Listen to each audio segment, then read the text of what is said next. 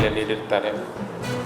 ಆ ಪ್ರಕರಣವನ್ನು ನಾವು ಮಾಡಬೋಲ್ ಪೊಲೀಸ್ ಠಾಣೆಯಲ್ಲಿ 105/2025 ಕಳ್ಳತನ ಪ್ರಕರಣ ದಾಖಲಿಸಿಕೊಂಡು ತನಿಖೆಯನ್ನು ಕೈಗೊಂಡಿರುತ್ತೇವೆ. ತದನಂತರ ಬೇರೆ ಬೇರೆ ಕಡೆಯೂ ಈ ಥರ ಕಳ್ಳತನ ನಮ್ಮ ಲಿಮಿಟ್ಸಲ್ಲಿ ಆಗಿರುತ್ತದೆ.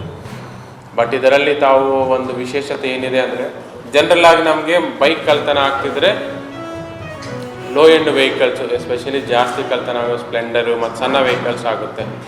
ಬಟ್ ಇದರಲ್ಲಿ ನಮಗೆ ವಿಶೇಷತೆ ಏನು ಕಂಡು ಬಂದಿದೆ ಅಂದರೆ, ಸ್ವಲ್ಪ ಹೈ ಎಂಡ್ ವೆಹಿಕಲ್ಸ್ ಎಲ್ಲ ಕಳ್ಳತನ ಆಗಿರೋದು ಕಂಡು ಬರ್ತಾ ಇತ್ತು. ಒಂದು ಪಲ್ಸರು, KTM ಬೈಕ್ಸು, ಇಂಥವು ವೆಹಿಕಲ್ಸ್ ಎಲ್ಲ ಕಳ್ಳತನ ಆಗ್ತಾ ಇರೋದು ಕಂಡು ಬರ್ತಿರುತ್ತದೆ.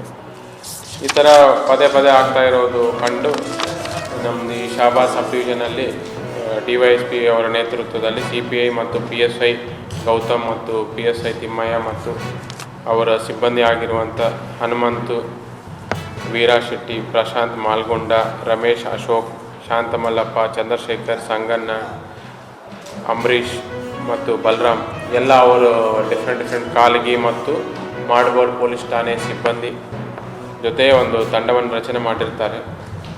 ಇದರಲ್ಲಿ ಈ ತರಹ ಮಾಡೋರು ಯಾರ್ಯಾರಿದ್ದಾರೋ ಮತ್ತು ಈ ಭಾಗದಲ್ಲಿ ಬಂದು ಯಾರು ಮಾಡಿರ್ತಾರೆ ಅನ್ನೋದು ಬೋತ್ ವೈಜ್ಞಾನಿಕ ಮತ್ತು ಟ್ರೆಡಿಷನಲ್ ಮೆಥಡ್ಸ್, ಅಂದರೆ ಹಳೆಯ ಆರೋಪಿಗಳು ಯಾರ್ಯಾರಿದ್ದಾರೆ ಚೆಕ್ ಮಾಡೋದು.